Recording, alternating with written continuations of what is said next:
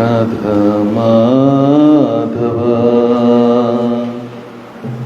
जय कुंज बिहारी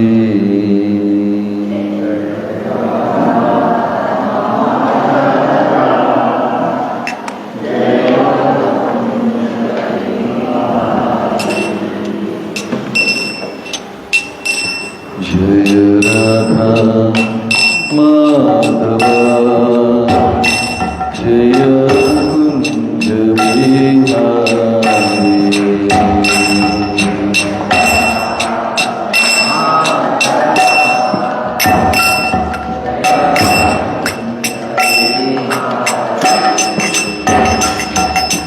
गोपी जन वल्लभ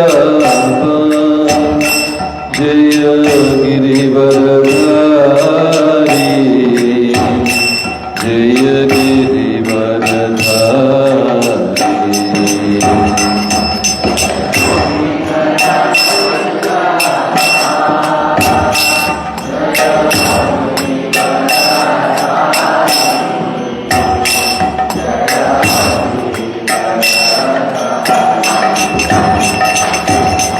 गोपी जन वल्लभ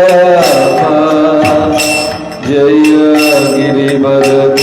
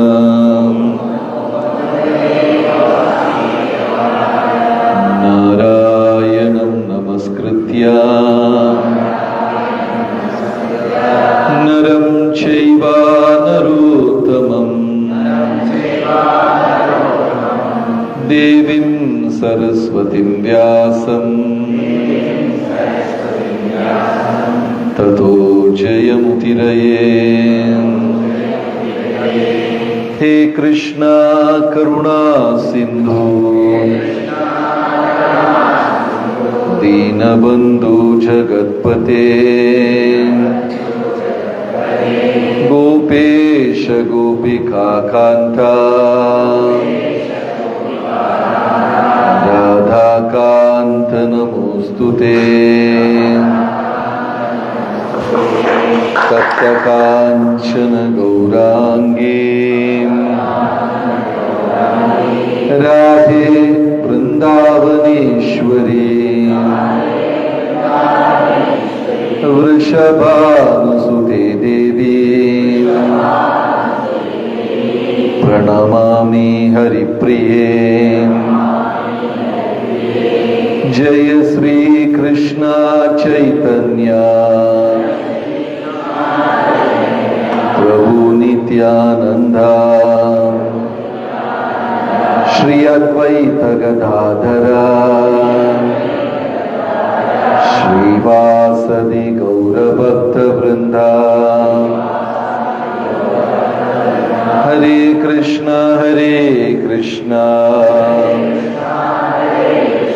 कृष्ण कृष्ण हरे हरे हरे राम राम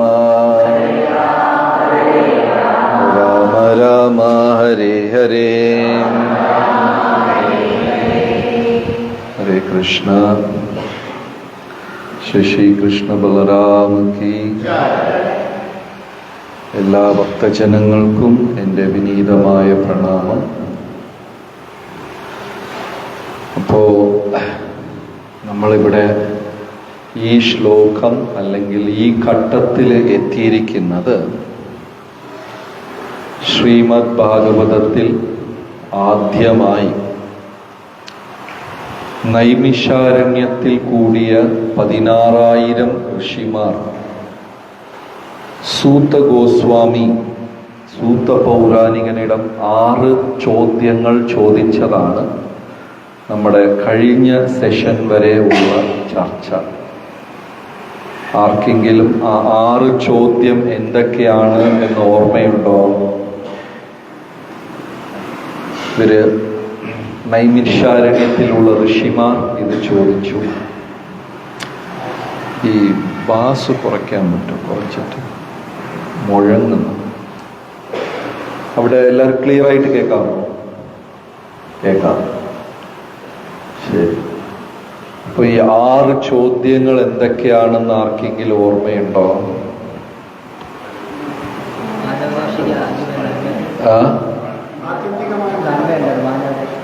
മാനവരാശിയുടെ ധർമ്മം, നന്മ.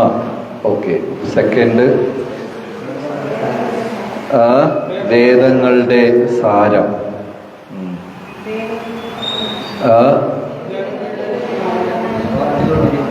ദേവകിയുടെയും വസുദേവരുടെയും പുത്രനായി ഭഗവാൻ എന്തുകൊണ്ട് അവതരിച്ചു?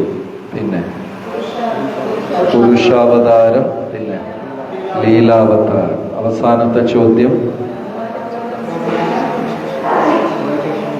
ഭഗവാൻ അപ്രത്യക്ഷമായതിനു ശേഷം ധർമ്മം എവിടെ ശരണം പ്രാപിച്ചു? സോ സത്യസന്ധമായിട്ട് ഈ 6 ക്വസ്റ്റ്യനും എത്ര പേർക്ക് അറിയില്ല? കയ്യോ എഴുതുക. എല്ലാവർക്കും അറിയാം. Thank you.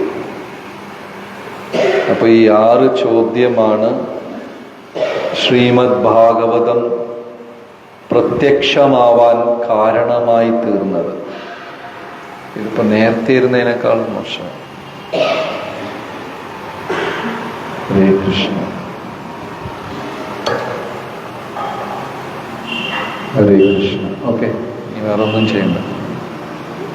അപ്പൊ ഈ 6 ക്വസ്റ്റ്യൻസ് ആണ് നൈമിഷാരണ്യത്തിലുള്ള ഋഷിമാർ സൂത ഗോസ്വാമി അടുത്ത് ചോദിക്കുന്നതും സൂത ഗോസ്വാമി അതിന് മറുപടി പറയുന്നതും.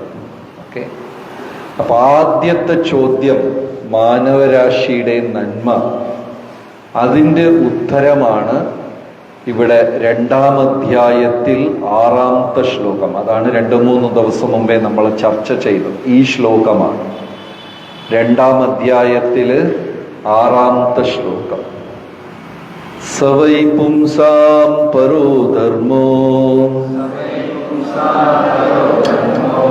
യതോ ഭക്തിർ അധോക്ഷജേ അഹൈതുകേ അപ്രതിഹതാ യയാത്മാ സുപ്രസീദതി. ഇതാണ് ആദ്യത്തെ ക്വസ്റ്റ്യൻ. മാനവരാശിയുടെ നന്മ എന്താണ്, എങ്ങനെയാണ് എന്ന് ചോദിച്ചതിന് മറുപടിയായി ശുകദേവ് ഗോസ്വാമി അല്ലെങ്കിൽ സൂത പൗരാണികൻ നൈമിഷാരണ്യത്തിലെ ഋഷിമാർക്ക് പറയുന്ന ആൻസറാണ്. സവൈ പുംസാം പരോധർമ്മ, മനുഷ്യര് പരമമായ ധർമ്മം ചെയ്യണം. എന്താണ് ആ പരമമായ ധർമ്മം? യഥോ ഭക്തിർ അധോക്ഷജേ. അധോക്ഷജൻ എന്ന് വെച്ചാൽ ഭഗവാൻ. എല്ലാത്തിനും ഉപരിയായി, ത്രിഗുണങ്ങൾക്ക് ഉപരിയായി, സർവത്തിനും അതീതമായ സർവേശ്വരൻ, അതാണ് അധോക്ഷജൻ. യഥോ ഭക്തിർ, ആ ഭഗവാന്റെ അടുത്ത് ഭക്തി ചെയ്യണം. ഭക്തി എങ്ങനെയായിരിക്കണം?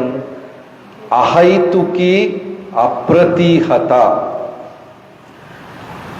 യാതൊരു തടസ്സവും പാടില്ല. പ്രതിഫലം, ഫലം അതിൽ ഒന്നും ആഗ്രഹിക്കാനും പാടില്ല. യയാത്മാ സുപ്രസീദതി, അങ്ങനെ ചെയ്യുന്ന ജീവാത്മാ ഏറ്റവും ഉയർന്ന തലത്തിലേക്ക് വരും. അപ്പൊ ഈ ശ്ലോകത്തിൽ 2-3 കാര്യം പറയുന്നുണ്ട്. ഒന്ന്, പരമമായ ധർമ്മം ചെയ്യണം. ഭഗവാന്റെ അടുത്ത്, അധോക്ഷജന്റെ അടുത്ത് ചെയ്യണം. അത് എങ്ങനെ ചെയ്യണം? അഹൈതുകി അപ്രതിഹത. ഇങ്ങനെ 3 പോയിന്റ്സ് ഉണ്ട്. ഫസ്റ്റ് പോയിന്റ് എന്താണ്? പരമമായ ധർമ്മം ചെയ്യണം. ഓക്കെ, ആ പരമമായ ധർമ്മം എന്താണെന്നുള്ളത് അടുത്ത, ഇത് എത്രാമത്തെ ശ്ലോകമാണ്? 6. 8 മുതൽ 10-ാമത്തെ ശ്ലോകം വരെ ആ പരമമായ ധർമ്മം എന്താണ് എന്ന് വിശദീകരിക്കുന്നു. പിന്നെ അധോക്ഷജൻ, ഭഗവാന്റെ അടുത്ത് ചെയ്യണം. അത് ആരാണെന്ന് 11 മുതൽ 14-ാമത്തെ ശ്ലോകം വരെ വിവരിക്കുന്നു. അതായത് ഭാഗവതം നമ്മൾ വളരെ ആഴത്തിൽ പഠിക്കാൻ തുടങ്ങിക്കഴിഞ്ഞാൽ വെറുതെ വായിച്ചു പോകുന്നതല്ല. ശരിക്കും പഠിക്കാൻ തുടങ്ങിക്കഴിഞ്ഞാൽ ഇത്രയും ആഴത്തിൽ ചിന്തിച്ച് ഇങ്ങനെ എഴുതാൻ സാധിക്കുമോ? ഒരു ശ്ലോകത്തിന് അടുത്ത ശ്ലോകമായിട്ട് ഒരു ബന്ധം, ഒരു കണക്ഷൻ ഉണ്ടാകും. ഒരു ശ്ലോകത്തിൽ പറയുന്ന കാര്യം പിന്നീട് ഒരു സെക്ഷനായിട്ട് വീണ്ടും അതിനെ കൂടുതൽ വിവരിക്കും. അങ്ങനെയൊക്കെയാണ്. അപ്പോൾ ഇപ്പൊ രാവിലെയും ഉച്ചയ്ക്കും ഇതെല്ലാം നമ്മൾ ഈ ശ്ലോകമാണ് കാണാൻ പോകുന്നത്. ഈ ശ്ലോകം പഠിച്ച്, അതായത് ബൈഹാർട്ട് ചെയ്തു കഴിഞ്ഞാൽ വളരെ വളരെ ഫലപ്രദമാണ്. ഇതിന് ഏകദേശം ഒരു 40ഓളം സന്യാസിമാർ ഈ ശ്ലോകത്തിന് പ്രഭാഷണം കൊടുത്തിട്ടുണ്ട്. ഞാൻ ഒരു 5-6 പേരുടെ കേൾക്കാൻ സാധിച്ചു. ഇതിൽ ഒരു സന്യാസി പറയുന്നത്, ഈ ഒരു ശ്ലോകം, ഭാഗവതത്തിൽ ഓരോ ശ്ലോകവും മതി, ഈ ഒരു ശ്ലോകമെങ്കിലും നമ്മൾ ജീവിതത്തിൽ പ്രാബല്യത്തിൽ കൊണ്ടുവന്നു കഴിഞ്ഞാൽ പിന്നെ ഭക്തിയിൽ ഒരു തടസ്സവും ഉണ്ടാവില്ല. മനുഷ്യരായി ജനിച്ചവരെല്ലാവരും പരമമായ ധർമ്മം ചെയ്യണം. ആദ്യത്തെ പോയിന്റ്, എല്ലാവരും പരമമായ ധർമ്മം ചെയ്യണം. ഓക്കെ, മാർക്കർ എവിടെ? ആ പരോധർമ്മ അണ്ടർലൈൻ ചെയ്യും. മനുഷ്യരായി ജനിച്ച സർവത്ര ജീവജാലങ്ങളും പരോധർമ്മം ചെയ്യണം. ആ പരമമായ ധർമ്മം എന്താണെന്നുള്ളത് 8 മുതൽ 10 മേലെ ബ്രാക്കറ്റിൽ 8 മുതൽ 10 ശ്ലോകത്തിനകത്ത് വിവരിക്കുന്നുണ്ട്. ശരി, ആ പരമമായ ധർമ്മം എന്താണ്? യഥോ ഭക്തി അധോക്ഷജേ, ഭഗവാന്റെ അടുത്തുള്ള ഭക്തി. അത് എന്താണെന്നുള്ളത് 11 മുതൽ 14 ശ്ലോകം വരെ വിവരിക്കുന്നുണ്ട്. അത് അണ്ടർലൈൻ ചെയ്യും. 11 മുതൽ 14 ശ്ലോകം വരെ. ആ ഭക്തി എങ്ങനെ ആയിരിക്കണം, അത് അതിന്റെ താഴെയുള്ള 2 ലൈൻ. എങ്ങനെയായിരിക്കണം ഭഗവാന്റെ അടുത്തുള്ള ഭക്തി? അഹൈതുക്കി അപ്രതിഹത, മീനിങ് ഒരു തരത്തിലുള്ള തടസ്സവും പാടില്ല. പിന്നെ അതിൽ നിന്ന് ഒരു ഫലം പ്രതീക്ഷിക്കാൻ പാടില്ല. നമ്മുടെ ഭക്തിയെ യാതൊന്നും തന്നെ തടസ്സപ്പെടുത്താൻ പാടില്ല.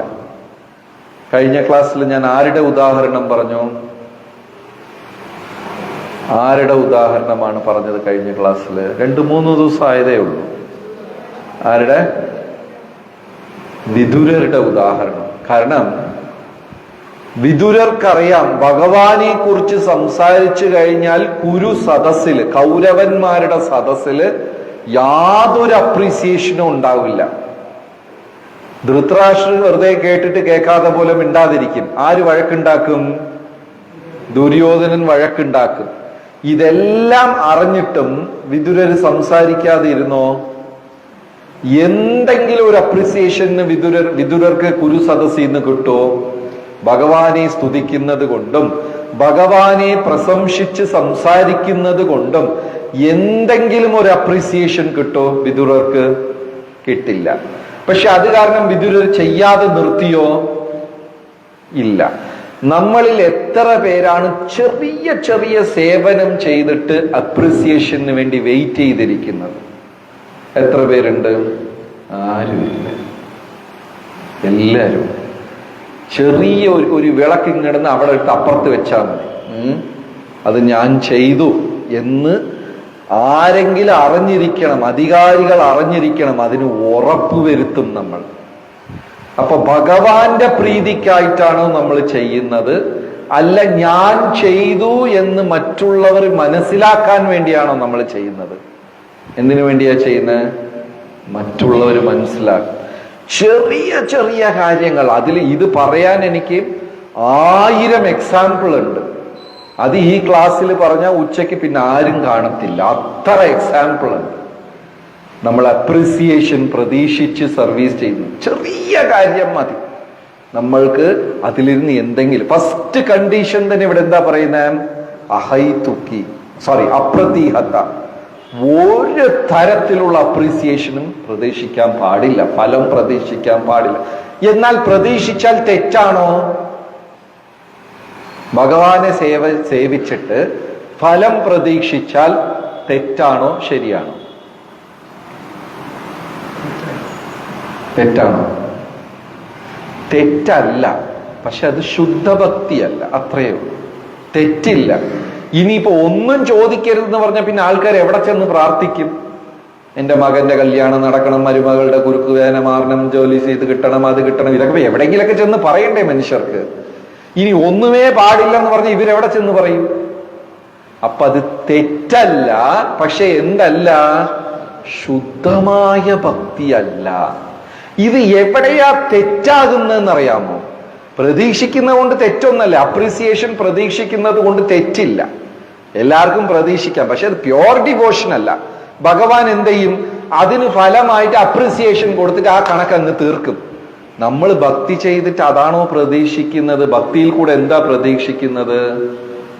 നമ്മളെല്ലാരും ഇവിടെ കൂടിയിരിക്കുന്ന എന്തിനാ? നാമം ജപിക്കുന്നത് എന്തിനാ? ഭക്തിയിൽ കൂടെ നമ്മൾ എന്താ പ്രതീക്ഷിക്കുന്നത്? മനുഷ്യജന്മ പരിശുദ്ധ ഭക്തി. അതിൽ കൂടെ എന്താ പ്രതീക്ഷിക്കുന്നത്? ഭഗവാന്റെ അടുത്ത് തിരിച്ചു പോവാ, മോക്ഷം, പ്രേമം എല്ലാം. പക്ഷെ അപ്രിസിയേഷൻ പ്രതീക്ഷിച്ചാൽ ഭഗവാൻ അതാണ് ഈസി, അത് തന്നങ്ങ് കണക്കങ്ങ് സോൾവ് ചെയ്യും. നമുക്ക് അതാണോ വേണ്ടത്? വേണ്ട. പക്ഷെ തെറ്റല്ല, അത് ശുദ്ധഭക്തി അല്ലെന്ന്. ഇത് എവിടെയാ തെറ്റാകുന്നത്? ഞാൻ 2 തവണ ചെയ്തിട്ടും എനിക്ക് വേണ്ടവണ്ണം റെക്കഗ്നിഷൻ കിട്ടിയില്ല, ഞാൻ പ്രതീക്ഷിച്ച അപ്രിസിയേഷൻ എനിക്ക് കിട്ടിയില്ല, അതുകൊണ്ട് ഈ സർവീസ് ഞാൻ നാളെ മുതൽ ചെയ്യില്ല. ആ തീരുമാനം എടുക്കുമ്പോഴാണ് ഇതെന്താകുന്നത്? തെറ്റാകുന്നത്. മനസ്സിലായോ? അങ്ങനെ എത്ര പേര് ചിന്തിച്ചിട്ടുണ്ട്? First stage. എത്ര പേര് സർവീസ് ചെയ്ത് അപ്രിസിയേഷൻ പ്രതീക്ഷിച്ചിട്ടുണ്ട്? എല്ലാവരും. 2 തവണ കിട്ടാതെ വരുമ്പോ ഇനി ഇത് ചെയ്യണോ എന്ന് എത്ര പേര് ചിന്തിച്ചിട്ടുണ്ട്? ശ്രീ കൃഷ്ണ ബലരാമി. അതെത്ര പേര് പ്രതീക്ഷിച്ചിട്ടുണ്ട്? അപ്പൊ ഇനി നമ്മൾ ചെയ്യണ്ടെന്ന് തീരുമാനിക്കുമ്പോൾ ആ സ്റ്റേജിലാണ് എന്ത് സംഭവിക്കുന്നത്? അവിടെ തെറ്റാകുന്നത്. ക്ലിയർ ആയോ? രാമാനുജാചാര്യർ തന്റെ ഗുരുവിലിരുന്ന് മന്ത്രദീക്ഷ മേടിക്കാൻ, ഗോഷ്ഠിപൂർണ എന്നാണ് രാമാനുജാചാര്യരുടെ ഗുരുവിന്റെ പേര്. ആ ഗുരുവിലിരുന്ന് മന്ത്രദീക്ഷ എടുക്കാൻ 18 തവണ 100 കിലോമീറ്റർ, 1 ഗ്രാമം ശ്രീരംഗത്തിലിരുന്ന് ഗോഷ്ഠിയൂർ എന്ന് പറയുന്ന സ്ഥലത്തേക്ക് 18 തവണ നടന്നു പോയിട്ട് വന്നു. എത്ര ദൂരമുണ്ട്? 100 കിലോമീറ്റർ. അദ്ദേഹം എവിടെയെങ്കിലും വെച്ച് ചിന്തിക്കാമായിരുന്നല്ലോ, ഇത്ര കഷ്ടപ്പെട്ടിട്ട്. അത് പോയ ഗുരു എന്താ പറയണേ? ഞാൻ മറന്നുപോയി, ഞാൻ ഭഗവാന്റെ അടുത്ത് ചോദിക്കട്ടെ തരണോ വേണ്ടേ. ഞാൻ ഇന്ന് ചോദിച്ചു, പക്ഷെ കൃഷ്ണൻ ഒന്നും മറുപടി പറഞ്ഞില്ല, ഒന്നും കൂടെ ഞാൻ ആലോചിക്കട്ടെ. നിസ്സാരമായ കാരണങ്ങളാണ് എത്ര തവണ പറഞ്ഞത്? 18ഓളം തവണ. ഇപ്പൊ സത്യസന്ധമായി ആലോചിച്ച് നോക്കൂ, നമ്മളായിരുന്നു അവിടെയെങ്കിൽ എന്ത് ചെയ്തിട്ടുണ്ടാകും? 1 തവണ. അത് നടക്കില്ല ഉറപ്പായിട്ട്. 100 കിലോമീറ്റർ ഒന്നും നമ്മൾ നടന്നു പോവില്ല. പടി കയറാൻ തന്നെ ആൾക്കാർക്ക് ബുദ്ധിമുട്ടാണ്. ഈ മുട്ട് വേദനിക്കുന്നവർക്ക് ലിഫ്റ്റ് ഉപയോഗിക്കാന്ന് പറഞ്ഞാൽ മുട്ടുള്ളത് മുട്ടില്ലാത്ത മുട്ട് എല്ലാരും ലിഫ്റ്റാണ്. കാരണം മടി. നമുക്ക് ഇത്ര പോലും നടക്കാൻ പറ്റില്ല. 100 കിലോമീറ്റർ നമ്മൾ നടക്കോ? നടക്കില്ല. ഇനി അഥവാ വരണ്ട, ഇല്ല മറന്നുപോയി എന്ന് പറഞ്ഞാൽ നമ്മളത് ഗുരുവിനെ മാറ്റും. എന്തിനാ 18 തവണ നടക്കുന്നത്? ഗുരുവിനെ മാറ്റിയാ പോരെ. എവിടെ ഈസി ആയിട്ട് കിട്ടോ ആ ഗുരുവിലിരുന്ന് മന്ത്രദീക്ഷ എടുക്കുക. സോ ഇവിടെ എന്താ പറയണ? യാതൊരു തരത്തിലുള്ള ഫലവും പ്രതീക്ഷിക്കുക. അതാണ് ശുദ്ധഭക്തി. ഒന്നും പ്രതീക്ഷിക്കരുത്. നമ്മൾ ഭഗവാന് സേവനങ്ങൾ ചെയ്തോണ്ടേയിരിക്കണം.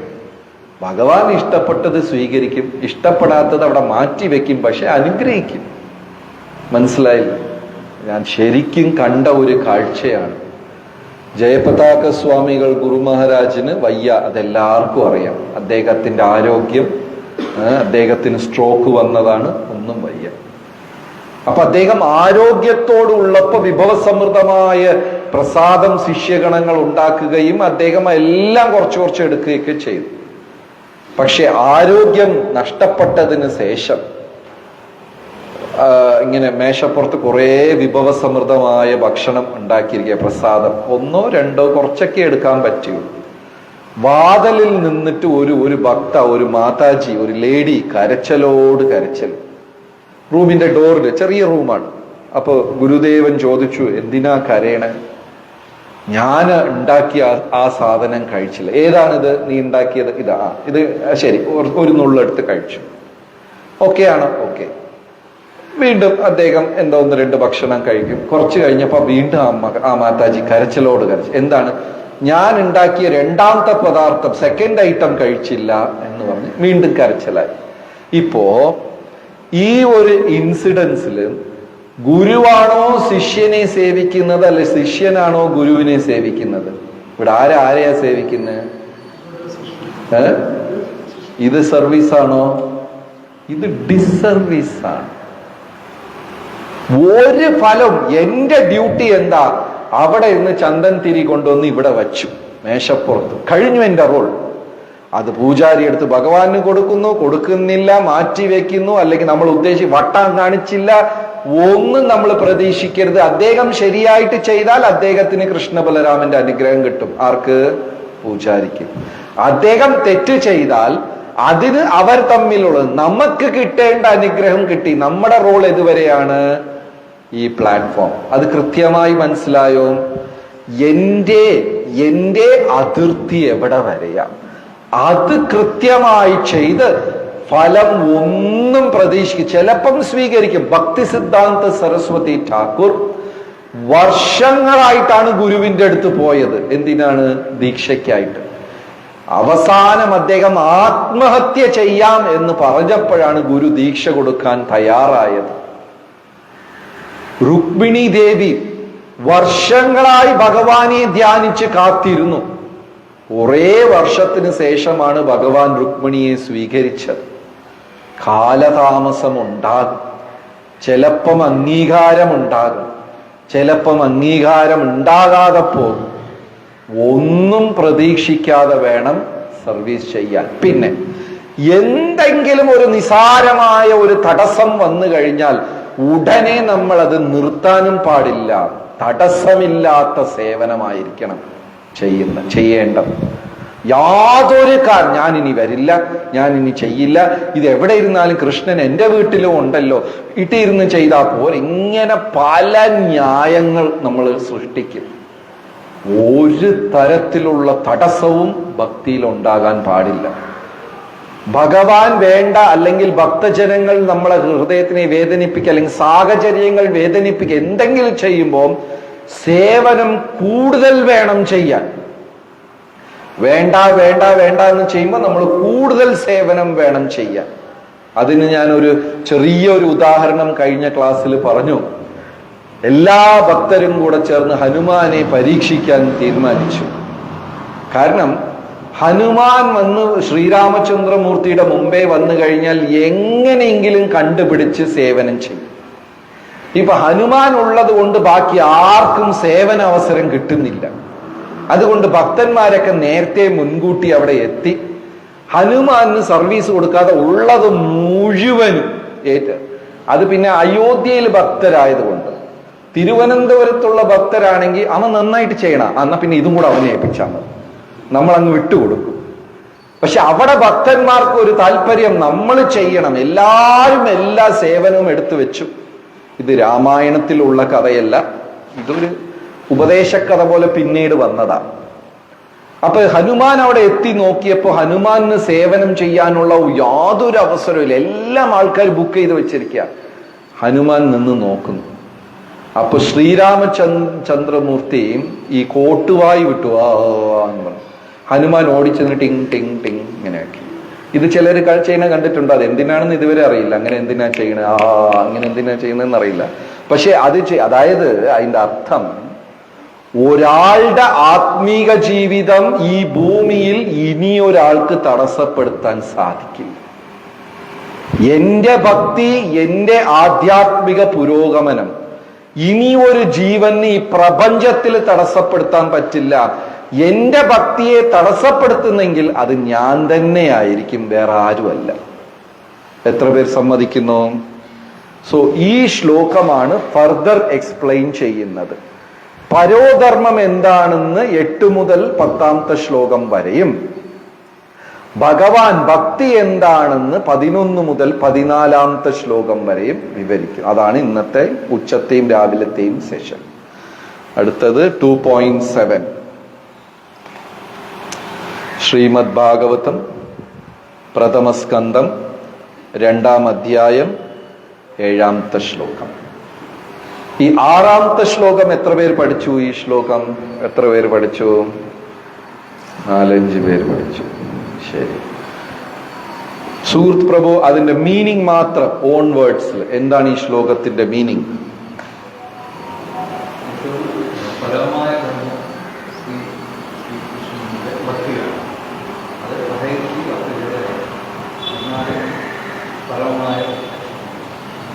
Thank you. അടുത്തത് ഏഴാമത്തത്. ഇതേ ശ്ലോകത്തിന്റെ തുടർച്ചയാണ് ഏഴാമത്തത്. വാസുദേവേ ഭഗവതി വാസുദേവേ ഭഗവതി ഭക്തിയോഗ പ്രയോജിതഃ ഭക്തിയോഗ പ്രയോജിതഃ ജനയതി ആസു വൈരാഗ്യം ജനയതി ആസു വൈരാഗ്യം ആശു ജനയതി ആശു വൈരാഗ്യം ജ്ഞാനം ച യത് അഹൈതുകം ജ്ഞാനം ച യത് അഹൈതുകം. ആരെങ്കിലും രണ്ടുപേര്? വാസുദേവേ ഭഗവതി ഭഗവതി ഭക്തിയോഗ പ്രയോജിത ആസു വൈരാഗ്യം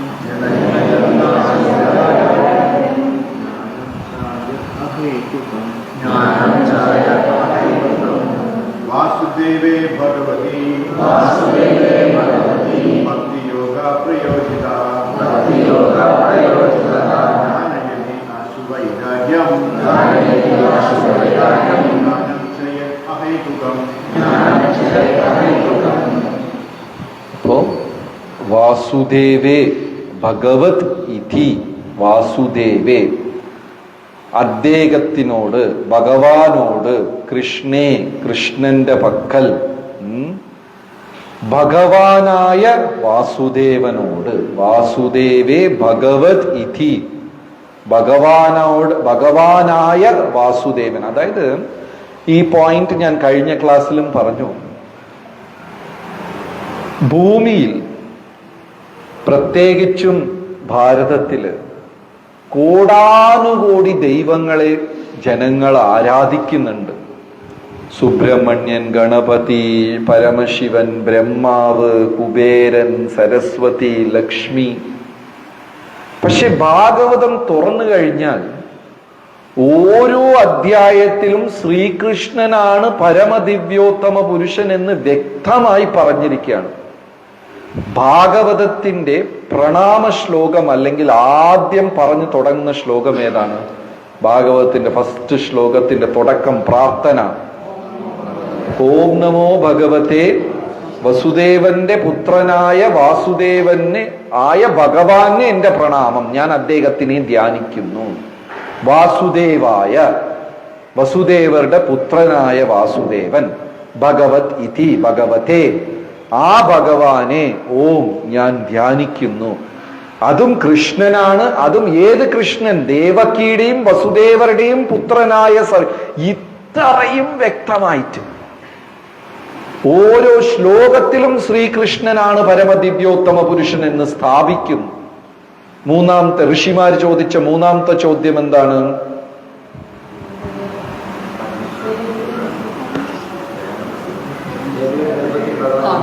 ദേവകിയുടെയും വസുദേവരുടെയും ഗർഭത്തിൽ സർവേശ്വരൻ. അവിടെയും ആ ക്വസ്റ്റ്യൻ വളരെ ക്ലിയർ ആണ്. ഇവ ഈ ശ്ലോകത്തിൽ നോക്കിക്കഴിഞ്ഞാലും വാസുദേവേ ഭഗവത് ഇതി ഭഗവാനായ, വസുദേവരുടെ പുത്രനായ ആ ഭഗവാൻ, ആ വ്യക്തി, ആ സർവേശ്വരനോട് ഭക്തിയോഗ പ്രയോജിത, ഭക്തി ചെയ്യണം. വളരെ ക്ലിയർ. ഇപ്പൊ ആരെങ്കിലും പറയാണ് എന്താണ് സർവദേവ സങ്കല്പം, എല്ലാ ദൈവവും ഒന്നാണെന്ന് പറയുകയാണെങ്കിൽ ഭാഗവതത്തിൽ ഒരു ഒന്നോ രണ്ടോ ശ്ലോകം പോലും അർത്ഥസഹിതം അവർ മനസ്സിലാക്കിയിട്ടില്ല എന്ന്.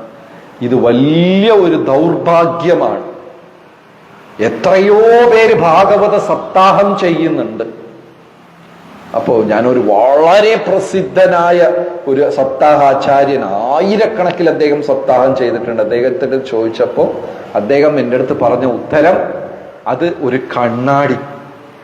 കണ്ണാടിയുടെ മുമ്പേ ആര് വന്ന് നോക്കിയാലും അവരുടെ മുഖമേ കാണുള്ളൂ. ഞാൻ നോക്കിയ, ഇദ്ദേഹം ഉപയോഗിച്ച വാക്കുകളാണ്, ഞാൻ നോക്കിയാൽ സ്വാമിയുടെ മുഖം കാണുമോ? കാണില്ല. സ്വാമി നോക്കിയാൽ എന്റെ മുഖം കാണുമോ? കാണില്ല. ആര് എങ്ങനെ കാണുന്നോ അതുപോലെ. സുബ്രഹ്മണ്യനാണ് സർവേശ്വരൻ എന്ന് വിചാരിച്ച് ഭാഗവതം വായിച്ചു കഴിഞ്ഞാൽ സർവേശ്വരൻ ആരാ? സുബ്രഹ്മണ്യൻ തന്നെ. ശാസ്താവാണ് ദൈവം എന്ന് വിചാരിച്ച് ഭാഗവതം വായിച്ചാൽ ദൈവം ആരാ? ശാസ്താവ് തന്നെ. ഇനി ഒരു പടി മേലെ അഹം, ഞാൻ തന്നെ ദൈവം എന്ന് വിചാരിച്ച് ഭാഗവതം വായിച്ചാൽ ദൈവം ആരാ? ഞാൻ തന്നെ. പിന്നെ ഞാൻ ക്വസ്റ്റ്യൻ ഒന്നും ചോദിച്ചില്ല. അദ്ദേഹം ആയിരക്കണക്കിൽ ഭാഗവതം വായിച്ചു. അപ്പൊ എന്താണ്? അവര് പാരായണം ചെയ്തിട്ടുണ്ട്. ശ്ലോകങ്ങൾ അവർക്കറിയാം. ശ്ലോകത്തിന്റെ മറ്റേ സംഗതി അതൊക്കെ ഉണ്ടല്ലോ, എവിടെ നീട്ടണം എവിടെ ചുരുക്കണം, അതെല്ലാം അവർക്കറിയാം. എന്തറിഞ്ഞില്ല? അർത്ഥം അറിഞ്ഞില്ല. വലിയ ഒരു ദൗർഭാഗ്യമാണ്. അപ്പൊ കേരള ജനതയ്ക്കകത്ത് ഭാഗവതം പ്രചരിപ്പിക്കേണ്ട ഒരു കർത്തവ്യം കൂടെ എന്തുണ്ട്? ആർക്കുണ്ട്? നമുക്കുണ്ട്. ഇത്രയും വലിയ ചുമതല വെച്ചിട്ട് നമ്മളാണെങ്കിൽ എന്ത് ചെയ്യുന്നു? വായിച്ചിരുന്നു ഉറക്കം. 2 ശ്ലോകം വായിക്കുമ്പോൾ ഉറങ്ങിപ്പോകും. ഈ സേവനം എത്ര പേര് ചെയ്തിട്ടുണ്ട്? ഭാഗവതം വായിച്ചിട്ട് ഉറങ്ങുന്ന സേവനം എല്ലാവരും ചെയ്തിട്ടുണ്ട്. വലിയ വലിയ ചുമതലയാണ് നമുക്കുള്ളത്. വാസുദേവേ ഭഗവതി ഭക്തിയോഗ പ്രയോജിതഃ.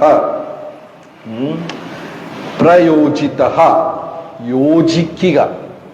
ഭക്തി എന്ന് പറയുമ്പോൾ ഇവിടെ ഈ വാക്കിന് വേറെ ഒരു അർത്ഥം കൊടുത്തിരിക്കുകയാണ്. ഭക്തി എന്ന വാക്കിന് വേറെ ഒരു എക്സ്പ്ലനേഷൻ. പ്രയോജിതഃ, യോജിതഃ, യോജിപ്പിക്കുക. മലയാളത്തിൽ എന്താണ് യോജിപ്പിക്കുക എന്ന് പറഞ്ഞാല്? ബന്ധിപ്പിക്കുക, ചേർക്കുക, അല്ലേ? ഭക്തി എന്ന് പറഞ്ഞാൽ ഞാൻ ഈശ്വരനോട് കണക്ട് ചെയ്യുക. ഇതൊരു പുതിയ ഡിഫറെന്റ് മീനിങ് ആണ് ഭക്തി എന്ന വാക്കിന്. ഞാൻ ഭഗവാനോട് സംബന്ധം സ്ഥാപിക്കുക, കണക്ട് ചെയ്യുക. പ്രയോജിത, യോജിപ്പിക്കുക. വാസുദേവേ ഭഗവതി ഭക്തിയോഗ പ്രയോജിത. ഇത് ചെയ്താൽ എന്ത് സംഭവിക്കും? ജനയതി, ജന്മം കൊള്ളും, സൃഷ്ടിക്കപ്പെടും, ഉണ്ടാകും. ജനയതി എന്തൊക്കെ? വൈരാഗ്യം, ഡിറ്റർമിനേഷൻ. സത്യസന്ധമായി ഒരു സെക്കൻഡ് എടുത്ത് എല്ലാവരും ആലോചിച്ചോളും. ആ ഒരു ഡിറ്റർമിനേഷൻ നമ്മളിൽ എത്ര പേർക്ക് ഇല്ല? ദിവസം നാളെ മുതൽ രാവിലെ എണീറ്റ് 16 മാല ഞാൻ ജപിക്കും. 2 ദിവസം നടക്കും. നമുക്ക് എന്തില്ല? ഡിറ്റർമിനേഷൻ. ഇനി ഞാൻ ഇങ്ങനെ ചെയ്യും, അങ്ങനെ ചെയ്യും. എല്ലാ ദീപാവലിക്ക്, എല്ലാ സംക്രാന്തിക്ക്, എല്ലാ ന്യൂ ഇയറിന് തീരുമാനങ്ങളോട് തീരുമാനം. 2 ദിവസം, അത് കഴിഞ്ഞ് ആ തീരുമാനം ഒന്നുമില്ല. ഈ ഒരു പ്രശ്നം എത്ര പേർക്കുണ്ട്? ഉറപ്പാണ് എല്ലാവർക്കും ഉണ്ടോ?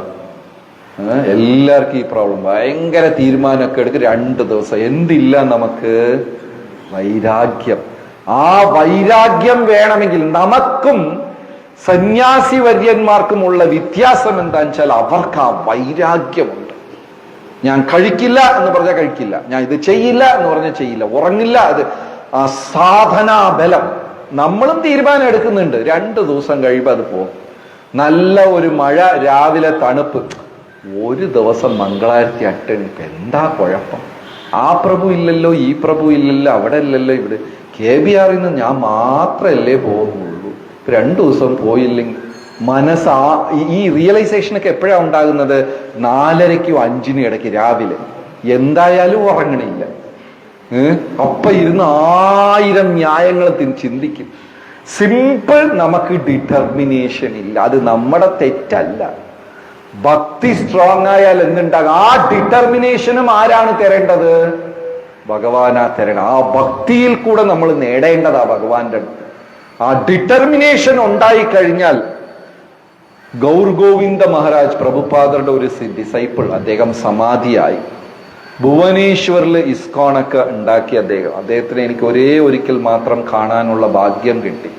96-ലോ 98-ലോ അദ്ദേഹം സമാധിയായി. ഒരു തവണയെ കണ്ടിട്ടുള്ളൂ.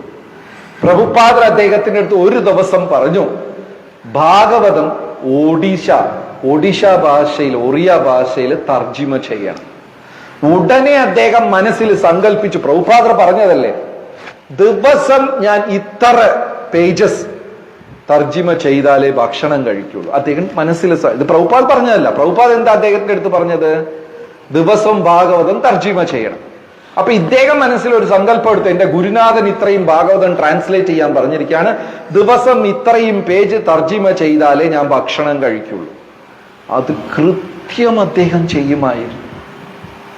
ഒരു തവണ അദ്ദേഹം UK-യിൽ നിന്ന് അമേരിക്കയിലേക്ക് ഫ്ലൈറ്റിൽ പോയി. ഫ്ലൈറ്റിൽ പോയപ്പോ, ഇതൊക്കെ പണ്ട് സ്ഥിരം സംഭവിക്കണ ഒരു കാര്യമായിരുന്നു, ലഗേജ് മിസ്സായി. അദ്ദേഹം ഒരു ഫ്ലൈറ്റിൽ പോയി, ഇവര് ലഗേജ് വേറെ എവിടെയോ കയറ്റി വിട്ടു. ഇദ്ദേഹം അമേരിക്കയിൽ ചെന്ന് ഇറങ്ങി. ലഗേജ് ഇദ്ദേഹത്തിന് റീക്ലെയിം ചെയ്യാൻ 3 ദിവസം എടുത്തു. ഭാഗവതം കയ്യിൽ കിട്ടിയില്ല. അന്ന് കമ്പ്യൂട്ടറും ഇതൊന്നും ഇല്ലാത്ത കാലം. തർജിമ ചെയ്യാൻ പറ്റില്ല. 3 ദിവസം അദ്ദേഹം ഫാസ്റ്റിംഗ് ചെയ്യും. കാരണം ഇംഗ്ലീഷ് ഭാഗവതം അവിടെ എവിടെ നിന്ന് വേണമെങ്കിലും കിട്ടും. അദ്ദേഹത്തിന് ഒറിയയിൽ വേണം, ബംഗാളിയിൽ വേണം, അതപ്പോ കയ്യിലില്ല. അദ്ദേഹത്തിന് ആ മാനുസ്ക്രിപ്റ്റ് കിട്ടാൻ 3 ദിവസം എടുത്തു. 3 ദിവസം രാവിലെ എണീറ്റു, ജപിച്ചു, പ്രഭാഷണങ്ങൾ കൊടുത്തു, പ്രോഗ്രാം എല്ലാം അദ്ദേഹം കൃത്യമായി ചെയ്തു. പക്ഷെ എന്ത് ചെയ്തില്ല? പ്രസാദം കഴിച്ചില്ല. ലഗേജ് വന്നിട്ട് പതിവായിട്ടുള്ള തർജിമ ചെയ്തിട്ടേ അദ്ദേഹം എന്ത് ചെയ്തുള്ളൂ? പ്രസാദം കഴിച്ചു. അതാണ് ഡിറ്റർമിനേഷൻ. ഈ ഡിറ്റർമിനേഷന്റെ അടുത്തെങ്ങും നമ്മളല്ല. അങ്ങനെ ഇത് ഭക്തിക്ക് വളരെ അത്യാവശ്യമാണ്. ഏത്? വൈരാഗ്യം. ഞാൻ ഏകാദശിക്ക് കഴിക്കില്ലെന്ന് തീരുമാനിച്ച കഴിക്കില്ല. ഉള്ളിവട കഴിക്കില്ലെങ്കിൽ നമ്മൾ പലപ്പോഴും എന്ത് ചെയ്യും? സൂരജ് ഉള്ളിയൊക്കെ മാറ്റി വെച്ച് വടയിന്ന് വട കഴിക്കും. ഡിറ്റർമിനേഷൻ അത് വളരെ ഭക്തിക്ക് ആവശ്യമാണ്. അതാണ്, അയ്യോ ഈ ലൈൻ അല്ലല്ലോ, ഇവിടെ 3rd ലൈൻ. ജനയതി ആസു വൈരാഗ്യം. വൈരാഗ്യം ജന്മം കൊള്ളും. അടുത്ത എന്താണ്? അടുത്ത ലൈൻ, 4th ലൈൻ എന്താണ്? ജ്ഞാനം ചയത് അഹൈതുകം. ജ്ഞാനമുണ്ടാകും. ശരി, കഴിഞ്ഞ ശ്ലോകത്തിലും നമ്മൾ ഈ അഹൈതുകം എന്ന വാക്ക് വായിച്ചല്ലോ, അല്ലേ? അതിന്റെ അർത്ഥം എന്താണ്? തടസ്സമില്ലാത്തത്. അപ്പൊ ഇവിടെ പറയുന്ന ഈ ശ്ലോകത്തില് ജ്ഞാനം ചെയ്യത് അഹൈതുകം, തടസ്സമില്ലാത്ത ജ്ഞാനം ഉണ്ടാകും. അതെന്താ തടസ്സമില്ലാത്ത ജ്ഞാനം? ഇവിടെ 4th ലൈൻ എങ്ങനെയല്ലേ ഉപയോഗിക്കുന്നത്? ഇപ്പൊ വേണമെങ്കിൽ അവിടെ ജ്ഞാനം ചെയ്യത് പൂർണ്ണം എന്ന് വേണമെങ്കിൽ ചേർക്കാം. അതായത് ഭക്തി ഉണ്ടെങ്കിൽ പൂർണ്ണമായ ജ്ഞാനം ഉണ്ടാകും. ഭക്തി ഉണ്ടെങ്കിൽ ശ്രേഷ്ഠമായ ജ്ഞാനം ഉണ്ടാകും. ഭക്തി ഉണ്ടെങ്കിൽ ഉയർന്ന ജ്ഞാനം ഉണ്ടാകും. ഇങ്ങനെ എന്ത് വേണമെങ്കിലും ആ ലൈനിൽ ചേർക്കാമായിരുന്നു. പക്ഷെ അവിടെ എഴുതിയിരിക്കുന്നത് തടസ്സമില്ലാത്ത ജ്ഞാനം ഉണ്ടാകും. ആ ജ്ഞാനത്തിൽ എന്താണ് തടസ്സം? അവിടെ ആചാര്യന്മാർ, പ്രഭുപാദർ പർപ്പട്ടിൽ ഭാവാർത്ഥത്തിൽ എഴുതുന്ന എന്താന്ന് വെച്ചാല്, ഈശ്വരന് രൂപമില്ല, ഈശ്വരൻ ബ്രഹ്മമെന്ന് ചിന്തിക്കുന്ന ജ്ഞാനം ഭക്തിക്ക് തടസ്സമാണ്. ആ വേർഡിന് പ്രഭുപാദർ പർപ്പട്ടിൽ വിശദീകരണം കൊടുക്കുന്നു. തടസ്സം എന്താണ്? ഭക്തിക്ക് എന്താണ് തടസ്സം? ഈശ്വരന് രൂപമില്ല, ഈശ്വരൻ ബ്രഹ്മമാണ്, ഇങ്ങനെയൊക്കെ ചിന്തിക്കുന്നത് ഭക്തിക്ക് തടസ്സമാണ്. ശ്രീ ശ്രീ കൃഷ്ണ ബലരാമ കീ. വാസുദേവേ ഭഗവതി ഭക്തി യോഗ പ്രയോജിതഃ ജനയതി ആസു വൈരാഗ്യം. ജനയതി ആസു വൈരാഗ്യം ജ്ഞാനം ചയത് അഹൈതുകം. ഓക്കെ, ആരെങ്കിലും അതിന്റെ അർത്ഥം സിമ്പിൾ ഓൺ വേർഡ്സിൽ പറയുക. ഈ ശ്ലോകത്തിന്റെ അർത്ഥം സ്വന്തം വാക്കുകളിൽ അർത്ഥം പറയും.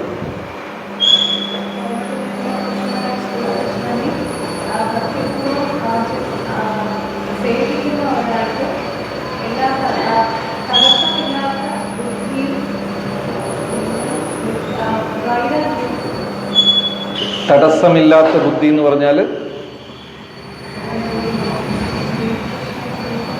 ബ്രഹ്മം അങ്ങനത്തെ കലർപ്പില്ലാത്ത ജ്ഞാനം. ഓക്കെ, ശരി. ഇനി നമ്മൾ പരോധർമ്മം എന്താണെന്നുള്ളതാണ് അടുത്ത. നോക്കിക്കോളൂ, എത്ര ബ്യൂട്ടിഫുള്ളി ഒരു റംഗോലി പോലെയാണ് ഈ ശ്ലോകങ്ങൾ. ഒരു വേരിയിൽ നിന്ന് അടുത്തത് ഇങ്ങനെയൊക്കെ വായിക്കുമ്പോൾ നമുക്കും ഭാഗവതം വായിക്കണം, മനസ്സിലാക്കണം എന്നുള്ള ഒരു ഇത് തോന്നും. എത്ര ഈ ഒരു വരിയുടെ എക്സ്പ്ലനേഷനാണ് അടുത്ത 8 മുതൽ 10 വരെ വരാൻ പോണത്. അതിന്റെ താഴെ ഇങ്ങനെയാണോ അങ്ങനെ, അതായത് നമ്മൾ കാണുന്ന അല്ലെങ്കിൽ ഇത്ര വർഷം വായിച്ച ഭാഗവതം ആയിരിക്കില്ല ഇങ്ങനെ പഠിക്കുമ്പോൾ നമുക്ക് ഉണ്ടാകുന്ന ആ ഒരു മനസ്സിലാക്കൽ. ഓക്കെ, അടുത്തത് 2.8 to 2.10. ഈ 3 ശ്ലോകത്തിലും കൂടെ എന്താണ് വിവരിക്കുന്നത്? 8 മുതൽ 10ാമത്തെ ശ്ലോകം വരെ എന്താണ് വിവരിക്കുന്നത്? പരോധർമ്മം എന്താണ്? എന്റെ അച്ഛനമ്മയെ സേവിക്കുന്നത് പരോധർമ്മമാണോ? കൃഷ്ണസേവ പ്രഭു, അച്ഛനും അമ്മയും സേവിക്കുന്നത് പരോധർമ്മമാണോ?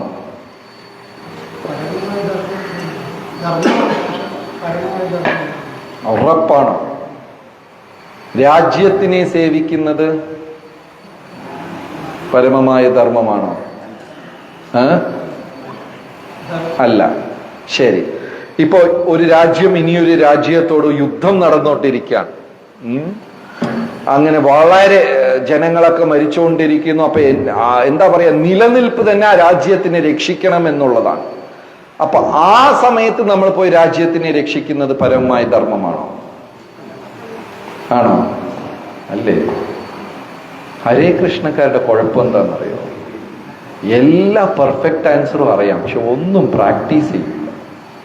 എല്ലാ ആൻസർ അറിയാം, ഇതൊന്നും പരമമായ ധർമ്മമല്ല. രാജ്യത്തിനെ സ്നേഹിക്കുന്നത്, സേവിക്കുന്നത് നല്ല കാര്യമാണ്, ഇതെല്ലാം നല്ലതാണ്, ഇതെല്ലാം ധർമ്മമാണ്. കൃഷ്ണസേവ പ്രഭു പറഞ്ഞതുപോലെ ഇതെല്ലാം ധർമ്മമാണ്, പക്ഷെ ഇതൊന്നും എന്തല്ല, പരമധർമ്മമല്ല. Okay, so 2.8. എത്ര പേർക്ക് വിശക്കുന്നു? രംഗമയി പ്രഭു വിശക്കണോ? ശരി, എപ്പോ വിശക്കണമെന്ന് കൈ ഉയർത്തിയാൽ മതി, അപ്പം നിർത്താം. ധർമ്മഃ സ്വനുസ്ഥിത പുംസാം 1.2.8. ധർമ്മഃ സ്വനുസ്ഥിതഃ പുംസാം വിശ്വക്ഷേന കഥാസുയാം നോത്പാദയേത് യദി രതിം നോത്പാദയേത് യദി രതിം ശ്രമയേവ ഹി കേവലം. ധർമ്മഃ, ഒരുപാട് ധർമ്മങ്ങളുണ്ട് അല്ലേ? എല്ലാം രാജ്യത്തിനെ സേവിക്കുന്ന ധർമ്മമാണ്, കുടുംബാംഗങ്ങളെ സേവിക്കുന്ന ധർമ്മമാണ്, കഷ്ടപ്പെട്ട് വരുന്ന ഒരു ഭിക്ഷക്കാരന് ഭക്ഷണം കൊടുക്കുന്നത് ധർമ്മമാണ്. എത്രയോ ധർമ്മമുണ്ട്. സ്വനുസ്ഥിത, ഓരോരുത്തരുടെ ഇഷ്ടമനുസരിച്ചാണ് എല്ലാരും ചെയ്യുന്നത്, അവരവരെ ഇഷ്ടം.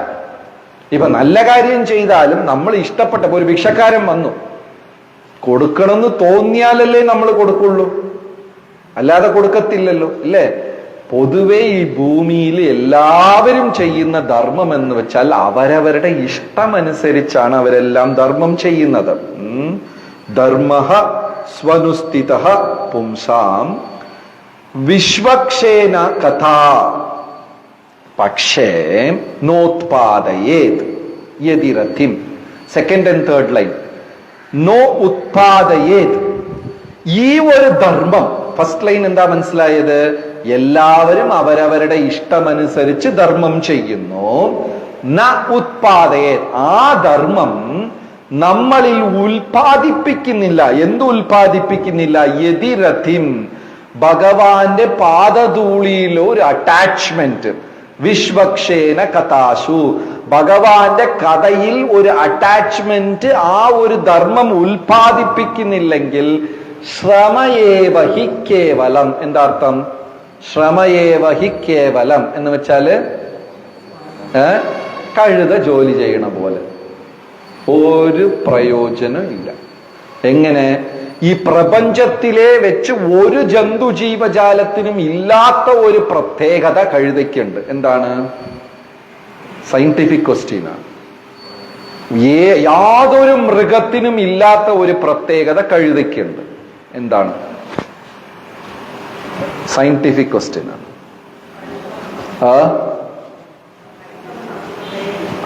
എന്താ? ഓക്കെ. കഴുത ബാക്കിൽ നടക്കും. ആട് റിവേഴ്സിൽ നടക്കുന്ന, ബാക്കിൽ കൂടെ നടക്കണം കണ്ടിട്ടുണ്ടോ? ഇല്ല. പട്ടി ബാക്കിൽ ഓടുന്ന കണ്ടിട്ടുണ്ടോ? ഇല്ല. പശു ബാക്കിൽ, പക്ഷെ കഴുതയ്ക്ക് ബാക്കിൽ നടക്കാൻ പറ്റും. അപ്പോ അലക്കുകാരൻ തുണിയെടുത്ത് തോളി കെട്ടി വെച്ച് അടിക്കുമ്പോ കഴുത ദേഷ്യം കാണിക്കുന്ന എങ്ങനെയാണ്? 10 സ്റ്റെപ്പ് പുറകോട്ട് നടക്കും. ഈ കഴുതയ്ക്ക് മനസ്സിലാകുന്നില്ല, ഇപ്പൊ വീണ്ടും ഇത് തന്നെ ഫ്രണ്ടിൽ നടക്കേണ്ടി വരും. അപ്പൊ അത് ബാക്കിൽ നടന്ന് എതിർപ്പ് അറിയിച്ചതിൽ എന്തെങ്കിലും പ്രയോജനമുണ്ടോ? ഒരു പ്രയോജനവും ഇല്ല. അതായത് നല്ല ഭക്തി സിദ്ധാന്ത് സരസ്വതി ഠാക്കൂർ പറയാറുന്ന ഉദാഹരണം, ഒരു കഴുതയും ഒട്ടവും കൂടെ പ്രേമിച്ചു. ഗീതാ ഗായന്തി ഗർദവം അഹോധ്വനി അഹോ, രണ്ടും കൂടെ പ്രേമിച്ചു. അപ്പൊ പ്രേമിക്കുമ്പോ അവിടെ കാണുക, ഒളിച്ചിരുന്ന് ഇവിടെ കാണുക, കരിമ്പ് തോട്ടത്തിനകത്ത് നിന്ന് മറ്റേ ചുള്ളിക്കാവ അവിടെ എവിടെയൊക്കെ ഒളിച്ച് കാണുകയല്ലോ. അങ്ങനെ കഴുതയും ഒട്ടവും കൂടെ കണ്ടുമുട്ടിയപ്പോ കഴുത ഒട്ടകത്തിന്റെ അടുത്ത് പറയാണ്, അഹോ രൂപം, എന്ത് സൗന്ദര്യമാണ്. ആ കഴുതയുടെ വായും മുഖമൊക്കെ കണ്ട എന്തൊരു സൗന്ദര്യമാണ്. കഴുത പറയാ ഒട്ടകത്തിന്റെ അടുത്ത്. ഉടനെ ഒട്ടകം റൊമാൻറ്റിക് മൂഡിൽ, അഹോ ധ്വനി, നിന്റെ ശബ്ദം എന്ത് മനോഹരം. അപ്പൊ അത് കേട്ടപ്പോ കഴുത പാടാൻ തുടങ്ങി, ഒട്ടകം ആടാൻ തുടങ്ങി. രണ്ടും കൂടെ അവിടെ പാട്ടുകച്ചേരിയായി. കൃഷിക്കാര് കമ്പും കൊണ്ടുവന്നിട്ട് എന്ത് ചെയ്തു? രണ്ടിനെയും തല്ലി. ഭക്തി സിദ്ധാന്ത് സരസ്വതി ഠാക്കൂർ ഈ ഉദാഹരണം പറയണ എന്തിനു വെച്ചാല്, നമുക്ക് ഭൗതിക വസ്തുക്കൾ, ഭൗതികതയോടുള്ള അറ്റാച്ച്മെന്റ് എങ്ങനെയെന്ന് വെച്ചാല് കഴുതയും ഒട്ടകവും പ്രേമിക്കണ പോലെയാണ്. നമ്മൾ ഓരോ വസ്തുവിനെയും ഇഷ്ടപ്പെട്ട് എന്റേതാക്കുന്നുണ്ട്. പക്ഷെ ഇത് കാരണം തന്നെ ഒരു ദിവസം അടിമേടിക്കേണ്ടി വരും.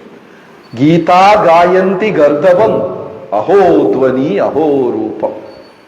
ഓക്കെ. അപ്പോ 4th ലൈൻ എന്താണ് ഈ ശ്ലോകത്തില്? വെറും പാൾ ജോലി. എന്താണ്? നമ്മൾ എന്തൊക്കെ ധർമ്മം ഈ ലോകത്തിൽ ചെയ്യുന്നുണ്ട്, ഇതെല്ലാം ചെയ്തിട്ട് ഭഗവാന്റെ തൃപ്പാദത്തില് ഭഗവാന്റെ കഥയോട് നമുക്കൊരു ആസക്തി ഇല്ല എങ്കിൽ വെറും കഴുതപ്പണിയാണ് ഈ ഭൂമിയിൽ എടുക്കുന്നത്. എത്ര പേര് ഈ ശ്ലോകത്തോട് യോജിക്കുന്നു? ഭഗവാന്റെ കഥകൾ ഇനി ക്ലാസ് നടക്കുമ്പോ പകുതിയിൽ എണീറ്റ് പോകരുത്. അതിന്റെ അർത്ഥം എന്തുവാ? എനിക്ക് ഭഗവത് കഥയില് താല്പര്യമില്ല. അത് ജയരാധ മാധവ് തീരട്ടെ, എന്നിട്ട് പോയിരിക്കാം. ശ്ലോകം വായിച്ച് തുടങ്ങട്ടെ, എന്നിട്ട് പോയിരിക്കുക. ഇല്ല, മനസ്സ് പറയോ ഇല്ല എങ്ങനെയൊക്കെ ക്ലാസ്സിൽ ഇത് കുറച്ച് ബോറാണ്, പകുതിയിൽ എണീറ്റ് പോകാം. ഭഗവത് കഥകളോട് നമുക്ക് എന്തുണ്ടാകണം? ആ ഒരു രഥിം യതിരഥിം. ആ ശ്ലോകം വായിക്കൂ ഒരിക്കൽ കൂടെ. 1.2.8 എല്ലാവരും ഒരുമിച്ച്. ധർമ്മ സ്വനുസ്ഥിതഃ പുംസാം വിശ്വക്ഷേന കഥാസുയാം നോത്പാദയേത് യതിരഥിം ശ്രമയേവ ഹി കേവലം. വെറുതെ ജോലി എടുത്തു, എന്തെല്ലാമോ ധർമ്മം ചെയ്തിട്ട് വിശ്വക്ഷേനു കഥാസുയ നോത്പാദയേത് യതിരഥിം. ഭഗവാന്റെ കഥകളിൽ എനിക്ക് രതി അറ്റാച്ച്മെന്റ് ഇല്ലെങ്കിൽ വെറും പണി, മെനക്കെട്ട പണിയെടുത്തു. അപ്പൊ ഈ ശ്ലോകത്തിന്റെ അർത്ഥം എന്താണ്? പരോധർമ്മം എന്താണ്? അപ്പൊ പരോധർമ്മം എന്ന ടോപ്പിക്കല്ലേ നമ്മൾ ചർച്ച ചെയ്യുന്നത്. ഈ ശ്ലോകത്തിൽ നിന്ന് പരോധർമ്മം എന്താണ്? പരോധർമ്മം അല്ലെങ്കിൽ എന്താണ് പറഞ്ഞിരിക്കണത് അവിടെ? വെറും പാഴ്ശ്രമം. അപ്പൊ പരോധർമ്മം എന്താണ്? ഭഗവാന്റെ കഥകളോടുള്ള അറ്റാച്ച്മെന്റ്. റൈറ്റ്? ക്ലിയർ ആയോ? എല്ലാരും പണ്ഡിതരായി. അടുത്തത് 1.2.9.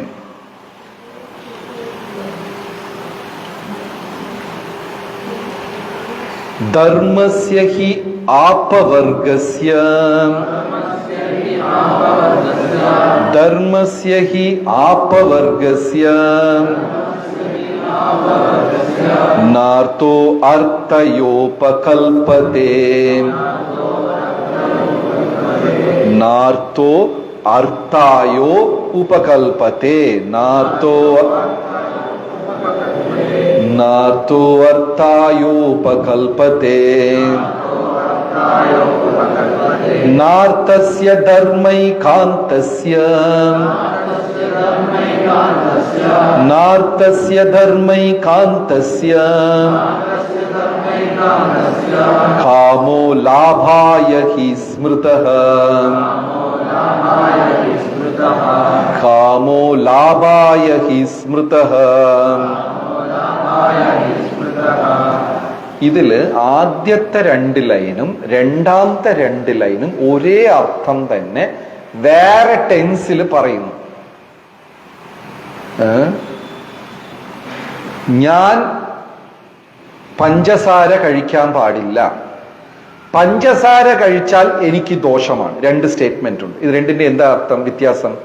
ഞാൻ പഞ്ചസാര കഴിക്കാൻ പാടില്ല. അടുത്ത സ്റ്റേറ്റ്മെന്റ്, പഞ്ചസാര കഴിച്ചാൽ എനിക്ക് ദോഷമാണ്. ഈ രണ്ടിനും അർത്ഥത്തിൽ വ്യത്യാസം ഉണ്ടോ?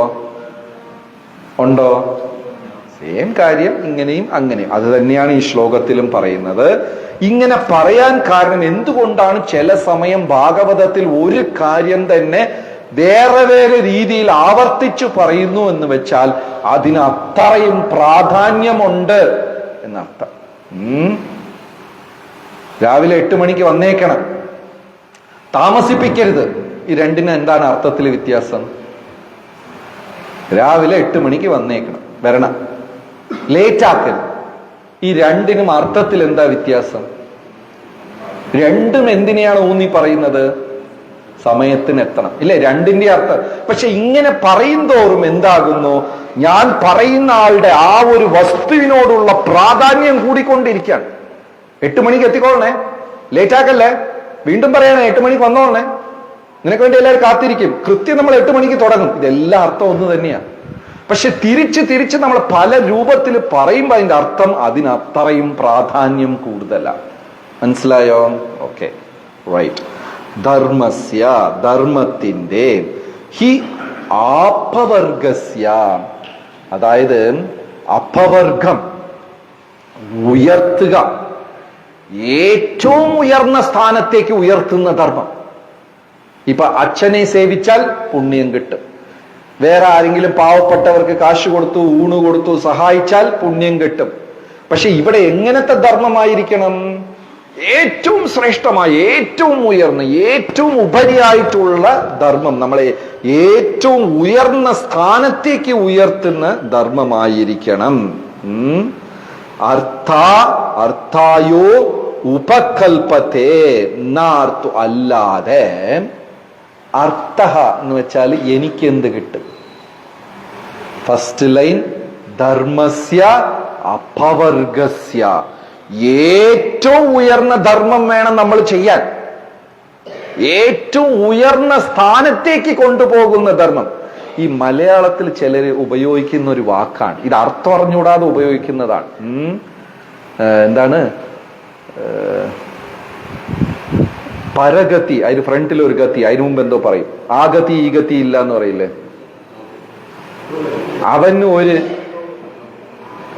അവനൊരു ഗതിയും പരഗതിയും കിട്ടിയില്ല, എങ്ങനെ പറഞ്ഞു കേട്ടിട്ടുണ്ടോ? ഈ വാക്ക് ഉപയോഗിച്ച ആൾക്കാർ ഉപയോഗിച്ച് കേട്ടിട്ടുണ്ടോ? അവന് ഒരു ഗതിയും പരഗതിയും ഇല്ല. ഗതിയില്ല, അത് ശരിയാണ്, ലക്ഷ്യമില്ല. പരഗതി ഇല്ല എന്ന് പറഞ്ഞാൽ അവൻ എന്താ പറയാ, ശക്തി, പരാശക്തി, ഈ ഭൗതിക പ്രപഞ്ചത്തിന്റെ അപ്പുറത്തുള്ള ഭഗവാന്റെ അടുത്ത് അവൻ പോയില്ല. ഈ റോട്ടിൽ നിന്ന് 2 CIT കയറി വഴക്കുണ്ടാക്കിയിട്ടാണ് ഈ വാക്ക് പറയുന്നത്. നിനക്കൊരു ഗതിയും പരഗതിയും പിടിക്കില്ല. ആ പരഗതി എന്താന്ന് പോലും അവർക്കറിയില്ല. ഗതി പിടിക്കില്ല എന്ന് പറഞ്ഞാൽ നീ എങ്ങും എത്തിച്ചേരില്ല, നിനക്ക് ഒരു ഗുണം പിടിക്കില്ല, നിനക്ക് ഗതിയില്ല എന്നർത്ഥം.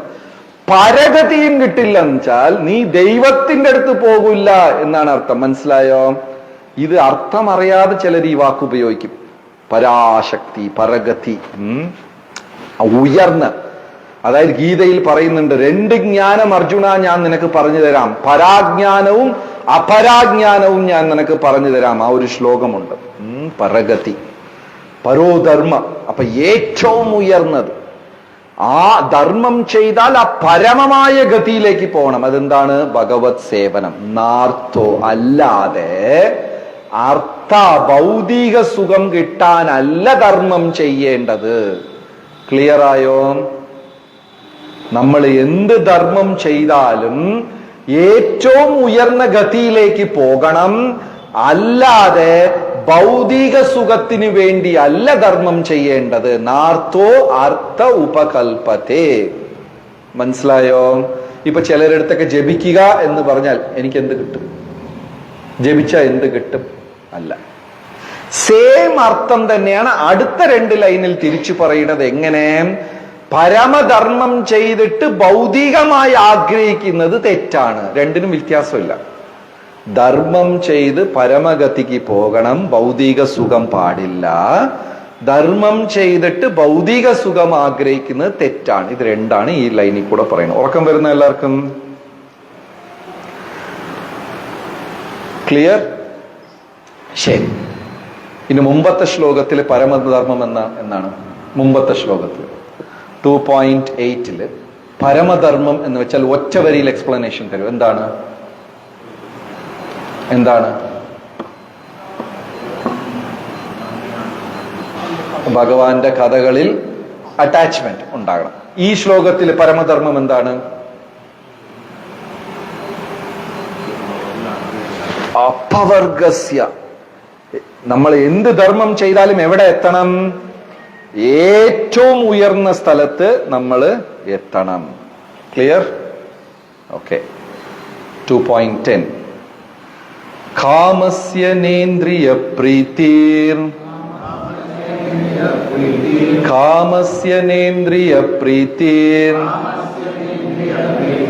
ലാഭോ ജീവേത യാവതാ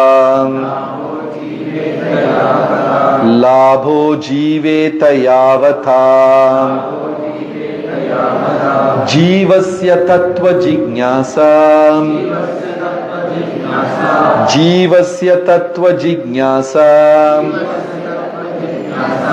നാർത്തോ യശ്ചേഹ കർമ്മഭിഃ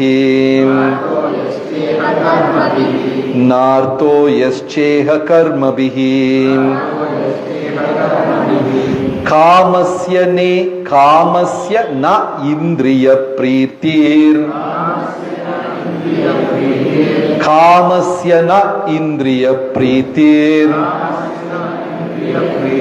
ലാഭോ ജീവേത യാവതാ.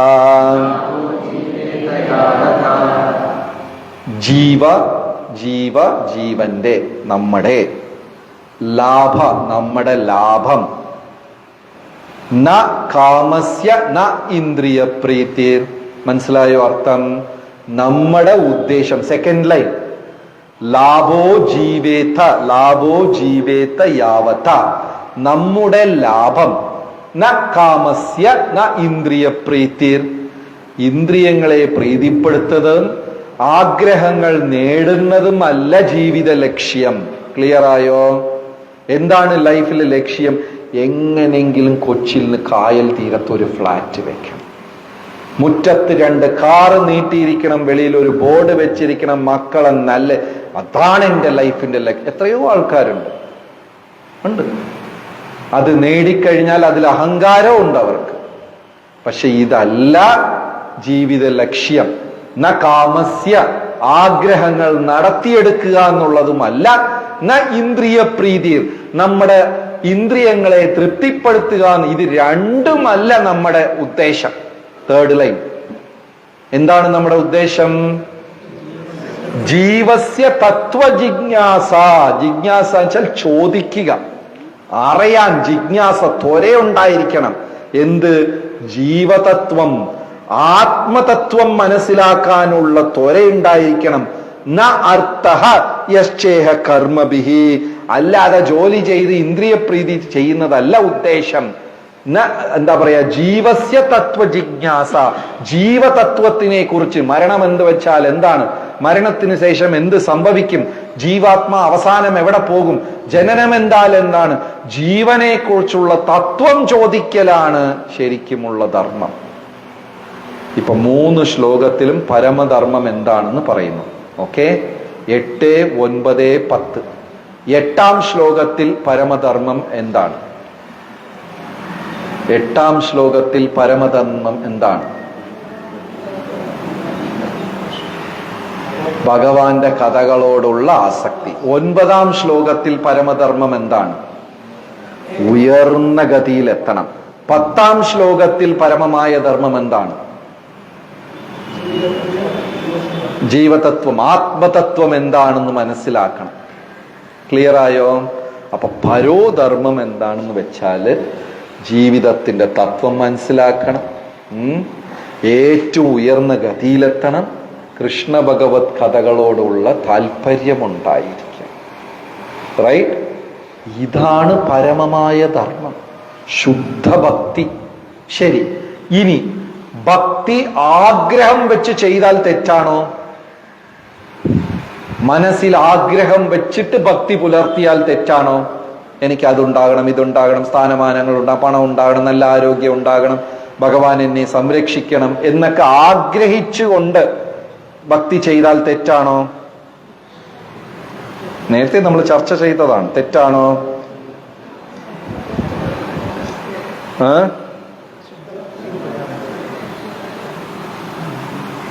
തെറ്റാണോ? തെറ്റാണോ? തെറ്റല്ലേ? ഹരേ കൃഷ്ണ പ്രഭു, തെറ്റാണോ? തെറ്റല്ലേ?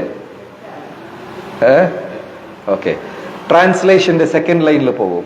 ട്രാൻസ്ലേഷന്റെ second line, life desire should never be directed toward sense gratification. മനുഷ്യ ജീവിതത്തിന്റെ ആഗ്രഹം ഇന്ദ്രിയ പ്രീതിക്കായിരിക്കാൻ പാടില്ല. അടുത്ത line, one should desire only for healthy life and self preservation. നല്ല ആരോഗ്യത്തിനും അടിസ്ഥാനപരമായ നിലനിൽപ്പിനും വേണ്ടി ഒരുത്തൻ ആഗ്രഹിക്കാം, തെറ്റല്ല. പക്ഷെ അത് ശുദ്ധഭക്തിയല്ല. മനസ്സിലായോ? സെക്കൻഡ് ലൈനിൽ എന്താ പ്രഭുപാദർ പറയണേ? അതായത് ജീവിക്കാൻ അത്യാവശ്യം ആരോഗ്യം. ഇപ്പൊ ഒരുത്തൻ വന്നിട്ട് ഒരു പ്ലേറ്റ് നിറയെ പ്രസാദം എന്ന് പറഞ്ഞിട്ട് ഒരു ചരുവ നിറയെ സോയാബീനും കഴിച്ചുകൊണ്ടിരിക്കുക. പറയാം, ചേട്ടാ ഇത്രയും വേണ്ട, ഇത്രയും കഴിച്ചാൽ ഇല്ല. ഇത് മഹാപ്രസാദമൊക്കെ തന്നെ. ഇതിപ്പോ ഭക്തിയാണോ? അല്ലേ? ആ ഉപദേശം ഭക്തിയാണോ? അതെ. ബേസിക് ആരോഗ്യ സംരക്ഷണത്തിനും ബേസിക് ആയിട്ടുള്ള ഒരു നിലനിൽപ്പ് എങ്ങനെയാണ്? ഭഗവാനെ ജപിച്ച് എനിക്ക് എങ്ങനെ ഈ വർഷാവസാനം ഒരു ഓഡി കാർ കിട്ടണം? അല്ല, അടിസ്ഥാനപരമായ നിലനിൽപ്പിന് വേണ്ടി പ്രാർത്ഥിക്കുന്നത് ഓക്കേ. ഇവിടെ പ്രഭുപാദർ അനുവദിച്ചിട്ടുണ്ട് അതിനെ. എന്താണ്? One should desire only a healthy life, നല്ല ആരോഗ്യമായ ജീവിതവും, ഓർ സെൽഫ് പ്രിസർവേഷൻ, അടിസ്ഥാനപരമായ സംരക്ഷണവും ഇത് ചെയ്യാം. കാരണം മനുഷ്യ ശരീരം ഉണ്ടെങ്കിൽ മാത്രമേ ജീവതത്വത്തിനെ കുറിച്ച് ചിന്തിക്കാൻ പറ്റുള്ളൂ. രാവിലെ ജപമാല എടുത്ത് പിടിച്ചു, മൊത്തം ഡയറിയ, ജപിക്കാൻ പറ്റുമോ? ഇല്ല. അപ്പോ കുറച്ച് സംരക്ഷണവും അടിസ്ഥാനപരമായി ഇത് ഓക്കെയാണ്. പക്ഷെ എന്നാലും അത് പരമഭക്തിയല്ല. Nothing else should be goal of one's life, one's work. മനുഷ്യ ജീവിതത്തിൽ വേറെ ഒരു ലക്ഷ്യവും പാടില്ല. ഇവിടെ ശാസ്ത്രം എന്ത് ഇളവാ കൊടുത്തിരിക്കുന്നത്? കുറച്ച് ആരോഗ്യവും കുറച്ച് അടിസ്ഥാനപരമായി, ബാക്കിയെല്ലാം ഭഗവാനെ സേവിക്കുന്നതായിരിക്കണം. അപ്പൊ ആദ്യം തൊട്ട് നമുക്ക് നോക്കാം. 6 ചോദ്യങ്ങൾ. എല്ലാവർക്കും 6 ചോദ്യം എന്തൊക്കെയാണെന്ന് അറിയാമോ? ആർക്കും അറിയില്ല. Thank you. ഫസ്റ്റ് ചോദ്യം എന്താണ്? ഋഷിമാർ ആദ്യ ചോദ്യം, ഏറ്റവും ഉയർന്ന മാനവരാശിയുടെ ഏറ്റവും ഉയർന്ന നന്മ. അതിന് ഉത്തരം ഏതാണ്? ഏത് ശ്ലോകമാണ്? സവൈ പുംസാം പരോധർമ്മോ യഥോ ഭക്തിരദോക്ഷജേ അഹൈതുകി അപ്രതിഹത യയാത്മാ സുപ്രസീദത്തി. ഭഗവാനെ സേവിക്കലാണ് പരമമായ ധർമ്മം. ആ സേവനത്തിൽ എന്തുണ്ടാവാൻ പാടില്ല? തടസ്സവും ഉണ്ടാകാൻ പാടില്ല. അതെ, ഒന്നും നമ്മളെ തടസ്സപ്പെടുത്താൻ പറ്റില്ല. രാമായണത്തില് ശ്രീരാമചന്ദ്രമൂർത്തി ഒടിച്ച ഒരു ശിവധനുഷ് അറിയാമോ?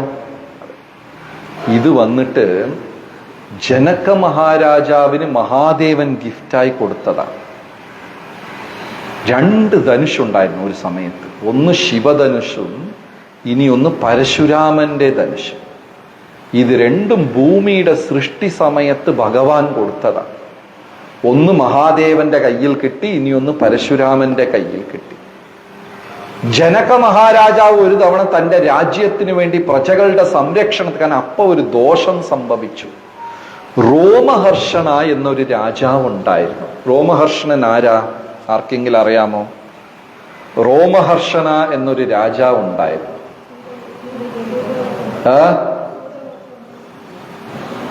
അത് ഋഷി. റോമഹർഷണ ഋഷി. സോറി ഞാനാണ് തെറ്റിച്ച് പറഞ്ഞത്. റോമഹർഷണ, റോമപാദ. സോറി, ഞാനാണ് തെറ്റിച്ച് പറഞ്ഞത്. റോമപാദ എന്നൊരു രാജാവ് ഉണ്ടായിരുന്നു. ആരാ? ആർക്കെങ്കിലും അറിയാമോ? ശ്രീരാമന്റെ ചേച്ചിയുടെ അച്ഛൻ. ഓക്കെ. ശ്രീരാമചന്ദ്രമൂർത്തിക്ക് ഒരു ചേച്ചിയുണ്ട്, ശാന്ത. കേരളത്തിലും കുറെ ശാന്ത ചേച്ചിമാരുണ്ട്. ഇവിടെ ആരെങ്കിലും ഉണ്ടോ ശാന്ത ചേച്ചി? ആരുമില്ലേ?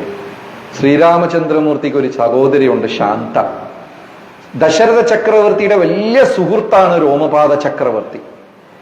അപ്പോ ഈ ശാന്ത, ഈ മോള് ജനിച്ചപ്പോ രോമപാദ ചക്രവർത്തി വന്നിട്ട് പറഞ്ഞു, എത്ര സുന്ദരിയായ ഒരു കുട്ടിയാ, എനിക്ക് മക്കളില്ല, നീ എനിക്ക് ദാനമായിട്ട് തരുമോ? ദശരഥനും കുട്ടിയില്ല, ആദ്യത്തെ കുട്ടിയാ. പക്ഷെ ഫ്രണ്ട് ചോദിച്ചത് കൊണ്ട് ഇല്ല എന്ന് പറയാൻ മനസ്സ് വരാതെ ദശരഥ ചക്രവർത്തി തന്റെ മകളായ ശാന്തയെ ആർക്ക് ഗിഫ്റ്റായി കൊടുത്തു? രോമപാദ രാജാവിന് ഗിഫ്റ്റായി കൊടുത്തു. അന്ന് മുതൽ രോമപാദ രാജാവ് ഈ കുട്ടിയെ വളർത്തുകയാണ്, സ്വന്തം മകളായിട്ട് തന്നെ വളർത്തുക. ഒരു ദിവസം വലിയ യാഗം നടത്തി തന്റെ രാജ്യത്തിൽ. ഒരു ബ്രാഹ്മണൻ വന്നു. ബ്രാഹ്മണന് കുറെ നവരത്നങ്ങൾ ഗിഫ്റ്റായി കൊടുത്തു. ആ ബ്രാഹ്മണനും ഈ രത്നങ്ങളെല്ലാം ഗിഫ്റ്റായി മേടിച്ചുകൊണ്ട് പോകുമ്പോൾ പെട്ടെന്ന് രാജാവിന് ഓർമ്മ വന്നു, തന്റെ ഫേവററ്റ് ഒരു രത്നവും കൂടെ അതിനകത്ത് വെച്ചുപോയി അറിയാതെ. തന്റെ ഫേവററ്റ് ഇഷ്ടപ്പെട്ട് മാറ്റി വെച്ചിരുന്നതാ, പക്ഷെ ആ ബ്രാഹ്മണന് ദാനം കൊടുത്തതിൽ ആ കൂട്ടത്തെ ആയിപ്പോയി. ഉടനെ രോമപാദ മഹാരാജാവ് എന്താ ചെയ്തു? ആ ബ്രാഹ്മണനെ തിരിച്ചു വിളിച്ചിട്ട് ആ ഗിഫ്റ്റിനെ എടുത്തിട്ട്, ആ രത്നം ജമ്മിനെ എടുത്തിട്ട് അതിന് പകരം വേറെ കുറെ കൊടുത്തു. രാജാവ് ചെയ്തത് ശരിയാണോ തെറ്റാണോ? ചെയ്തത് ശരിയാണോ തെറ്റാണോ? അതിനുശേഷം രോമപാദ രാജാവിന്റെ രാജ്യത്തിൽ ഒരു തുള്ളി വെള്ളമില്ല. എത്ര പേര് മലയാളത്തിൽ ഒരു കൊള്ളാത്ത സിനിമ വൈശാലി കണ്ടിട്ടുണ്ട്? പഴയ ഒരു മലയാളം സിനിമ എല്ലാവരും കണ്ടിട്ടുണ്ട്. ഓക്കെ, എനിവേ അതാണ് ഈ കഥ. അത് സിനിമയിൽ അവർ വേറെ രീതിക്കൊക്കെ എടുത്തുവെങ്കിലും ആ രോമപാദ രാജാവിന്റെ രാജ്യത്തിൽ മഴ പെയ്യിക്കാൻ ഋഷ്യശൃംഗനെ കൊണ്ടുവന്നതാണ് ആ സിനിമാ കഥ. ആ രാജാവ് ചെയ്ത ഒരു തെറ്റാണ്. ബ്രാഹ്മണർക്ക് ദാനം കൊടുത്തിട്ട് തന്റെ ഫേവററ്റ് ഡയമണ്ട്, ഒരു ജ്വൽ, അതിനകത്ത് അതിനകത്ത് ആയിപ്പോയത് കൊണ്ട് തിരിച്ചു വിളിച്ച് അതിനങ്ങ് എടുത്തിട്ട് അതിന് തുല്യമായി കറക്റ്റ് അദ്ദേഹം കോമ്പൻസേറ്റ് ചെയ്തു, തുല്യമായി വേറെ കൊടുത്തു. പക്ഷെ തെറ്റാണ്. അന്ന് മുതൽ രോമപാദ രാജാവിന്റെ രാജ്യമായ അംഗദേശത്ത് ഒരു തുളി വെള്ളമില്ല. ഭൂമി വരണ്ടു പോയി, ചെടികളെല്ലാം ഉണങ്ങിപ്പോയി, ഭൂമിയിൽ വിള്ളലുണ്ടായി, കിണറെല്ലാം താന്നുപോയി. അങ്ങനെയാണ് ഋഷ്യശൃംഗനെ കൊണ്ടുവന്ന് അഭിഷേകം ചെയ്യാം, യജ്ഞം ചെയ്യാം എന്ന് രാജാക്കന്മാർ തീരുമാനിക്കുന്നത്. ഓക്കെ, അങ്ങനെ ജനക മഹാരാജാവിന് ഒരു ആവശ്യം വന്നപ്പോൾ, തന്റെ രാജ്യത്തിൽ മഴയൊക്കെ വേണമെന്നൊക്കെ ജനക മഹാരാജാവ് മഹാദേവനെ പ്രാർത്ഥിച്ചപ്പോ, മഹാദേവൻ യുഗങ്ങളായി പൂജിച്ചുകൊണ്ടിരുന്ന ആ ധനുഷാണ് അത്, ശിവധനുഷ്. ആരുടെയാണ്? മഹാദേവന്റെ. അദ്ദേഹത്തിന് ബ്രഹ്മാവ് തന്നത്, ബ്രഹ്മാവിന് വിഷ്ണു തന്നതും അത്ര പ്രധാനപ്പെട്ട ഒരു സാധനമാണ്. അതിനെ അദ്ദേഹം നിത്യപൂജ ചെയ്തുകൊണ്ടിരിക്കുക. ആ ശിവധനുഷിനെയാണ് മഹാദേവൻ ആർക്ക് കൊടുത്തത്? ജനകന് കൊടുത്തിട്ട് ഒരു അധ്യായം തന്നെ ഉണ്ട് ഇതെങ്ങനെ പൂജിക്കണം. ആ സെന്റ് കൊണ്ട് അഭിഷേകം ചെയ്യണം, ഈ പൂക്കൾ കൊണ്ട് പൂജ ചെയ്യണം, അത് ചെയ്യണം, ഇത് ചെയ്യണം. ഇത്രയും ഒരു ഒരു ഒരു മഹനീയമായ സാധനമാണ്. ശ്രീരാമചന്ദ്രമൂർത്തി എന്താ ഇത് വന്ന് വാറ്റ ഓടി, അതിനെ ഓടിച്ചു കളഞ്ഞു. ഇപ്പോ മഹാദേവൻ അതിനുവേണ്ടി പ്രശ്നം ഉണ്ടാക്കിയോ? ആരാണെങ്കിലും ശരി, എന്റെ ചോദ്യത്തിന് മറുപടി പറയും, കാശ് വെച്ചിട്ട് പോയാൽ മതി. ശിവധനുഷിന് ഈക്വലായ കാശ് അല്ലെങ്കിൽ വേറെ ഒന്ന് കൊണ്ടുപോവാ. ഇപ്പൊ ഒരു തിരുവനന്തപുരത്തുകാരനാണ് അവിടെ ഇരുന്നെങ്കിൽ എന്ത് ചെയ്ത തന്നെ? വില്ലിന് വില്ല് കൊണ്ടൊന്ന് വെച്ച് പിന്നെ ബാക്കി സംസാരമൊക്കെ പിന്നെ നീ വെക്കടേ എന്ന് പറഞ്ഞു അവന്റെ ലാംഗ്വേജ് ഇല്ലേ, റിയാക്ട് ചെയ്ത്.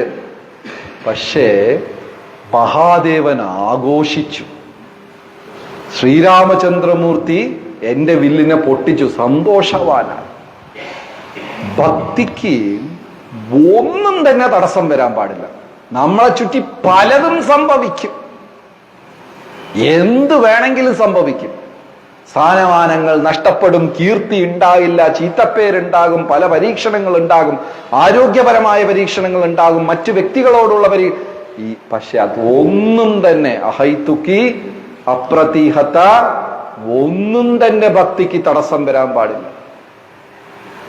നമ്മൾ ഓരോ തവണ ഉത്സവം വരുമ്പോഴും ഉത്സവത്തിന് മുന്നേ, ഉത്സവത്തിന് പിന്നെ, ഉത്സവത്തിന്റെ പിന്നെ ഒരു ചുരുങ്ങിയത് 5 പേരെങ്കിലും എല്ലാ ഫെസ്റ്റിവൽ കഴിഞ്ഞ് എൻ്റെ അടുത്ത ഉത്സവത്തിന് ഞാനില്ല, ഇതോടെ ഞാൻ വെച്ച് നിർത്തി. ഞാൻ അടുത്ത തവണ വരും, നോക്കും, പറ്റുന്നത് ഈ ഉത്തരവാദിത്തം എടുക്കുന്നതെല്ലാം ഇതോടെ നിർത്തി. എല്ലാ ഫെസ്റ്റിവലിനും ഒരു 4-5 പേര് വന്ന് പറയും, ഞാൻ പറയും ഓക്കെ. കാരണം അടുത്ത വർഷം സംസാരിച്ചാൽ പോലെ ഇപ്പൊ തൊട്ടേ സംസാരിച്ച് അടി ഉണ്ടാക്കണം എന്തിനാണ്? അടുത്ത വർഷം വരുമ്പോൾ അവരുടെ ശബ്ദമൊക്കെ അവർ മറക്കും, വരും. കഴിഞ്ഞ പ്രാവശ്യം ഇങ്ങനെയൊക്കെ സംഭവിച്ചു പ്രഭു, ഇതൊക്കെ നോക്കിക്കോളണം, നടക്കാതെ നോക്കിക്കോളാം, ചെയ്യും.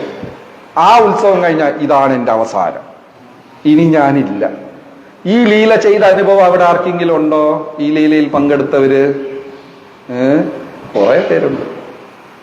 അപ്പോ ഭക്തിക്ക് ഒന്നും തടസ്സമാവാൻ പാടില്ല, അതിൽ നിന്നൊന്നും പ്രതീക്ഷിക്കാനും പാടില്ല. It's A formula.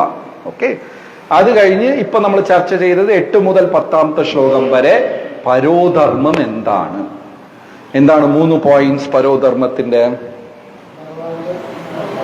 കഥയോട് നമുക്ക് ആസക്തി ഉണ്ടാകണം, ഏറ്റവും ഉയർന്ന ഗതി ലഭിക്കണം. 10ാമത്തെ ശ്ലോകം ജീവസ്യ തത്വ ജിജ്ഞാസ, ആ പരമസത്യത്തിനെ അന്വേഷിക്കണം, ജീവതത്വത്തിനെ. ഇത്രയും എന്തെങ്കിലും മനസ്സിലായോ? ഓക്കെ, ഇനി നമ്മൾ ഉച്ചയ്ക്ക് തൈക്കാടില് അധോക്ഷജേ ഈ വാക്കിന്റെ വിശദീകരണമാണ് 11 മുതൽ 14ാമത്തെ ശ്ലോകം വരെ. ഇനിയിപ്പോൾ അടുത്ത മാസം, ഇനി ജന്മാഷ്ടമിക്ക് 1 മാസമേ ഉള്ളൂ. ജന്മാഷ്ടമിയുടെ അനൗൺസ്മെന്റും കാര്യങ്ങളും ഇവിടെ ഉണ്ടാവും. ഒരു 10 മിനിറ്റും കൂടെ എല്ലാവരും ഇവിടെ തന്നെ ഇരിക്കണം എന്ന് വിനീതമായി അഭ്യർത്ഥിക്കുന്നു. ഇപ്രാവശ്യം 3 ദിവസമാണ് കൃഷ്ണ ജന്മാഷ്ടമി. 15, 16, 17. ഇന്നെന്താ ഡേറ്റ്? ഇനി 3 ആഴ്ച മാത്രമേ ഉള്ളൂ ജന്മാഷ്ടമിക്ക്, 3 സൺഡേസും കൂടെ മാത്രമേ ഉള്ളൂ. 15 അധിവാസ് ചടങ്ങാണ്, 16 വൈഷ്ണവ ജന്മാഷ്ടമി. കേരളത്തിൽ സെപ്റ്റംബറിലേ ഉള്ളൂ അഷ്ടമി രോഹിണി. സാധാരണ കേരള ജന്മാഷ്ടമിയും വൈഷ്ണവ ജന്മാഷ്ടമിയും 1 ദിവസം വ്യത്യാസം വരാറേ ഉള്ളൂ. പക്ഷെ ഇപ്രാവശ്യം 1 മാസം വ്യത്യാസം അഷ്ടമി രോഹിണി. അത് കാലണ്ടറുകളുടെ വ്യത്യാസമാണ്. അതുകൊണ്ട് കേരളത്തിൽ അഷ്ടമി രോഹിണി സെപ്റ്റംബർ മാസത്തിലാണ്.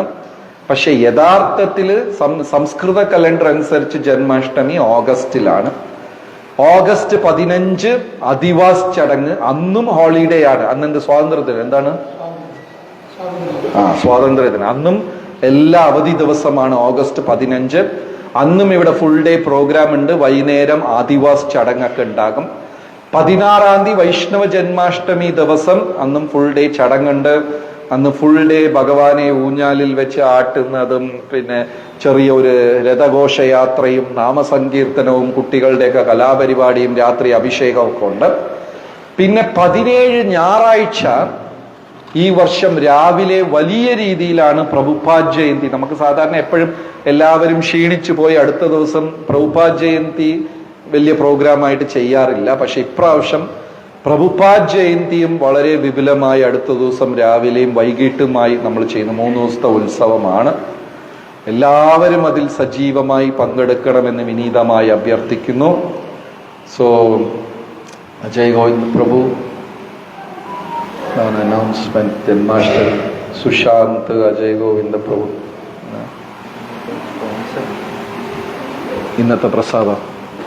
ഇന്നത്തെ പ്രസാദം സ്പോൺസർ ചെയ്ത് രാവിലെ ഭഗവാന്റെ പ്രീതിക്കായിട്ടും ഭക്തജനങ്ങളുടെ പ്രീതിക്കായിട്ടും ഇന്നത്തെ പ്രസാദം സംഭാവന ചെയ്തവർ അദിതി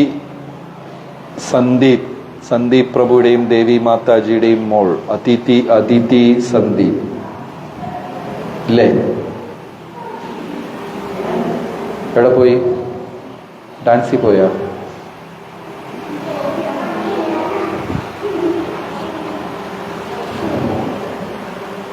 അതിഥിക്ക് വലിയ ഒരു യൂട്യൂബ് ചാനലൊക്കെ ഉണ്ട്. പോകുന്ന സ്ഥലമൊക്കെ വീഡിയോ ഒക്കെ എടുത്തിടും, പ്രൊമോഷൻ ചെയ്യും. അപ്പം എല്ലാവരും അതിഥിയുടെ ചാനൽ ഫോളോ ചെയ്യുക. ഓക്കെ. റീസെന്റ് എവിടെയാ പോയത്? ഒരു നല്ല വീഡിയോ ഉണ്ടായിരുന്നല്ലോ മുംബൈയിൽ. പുതിയ അമ്പലം നരേന്ദ്രമോദി ഉദ്ഘാടനം ചെയ്ത് അടുത്ത അതിഥി ഉദ്ഘാടനം ചെയ്തു. വലിയൊരു ടെമ്പിൾ, അവിടുത്തെ വീഡിയോ ഒക്കെ കണ്ടു. Thank you very much. Thank you. Okay, Ajay bhai.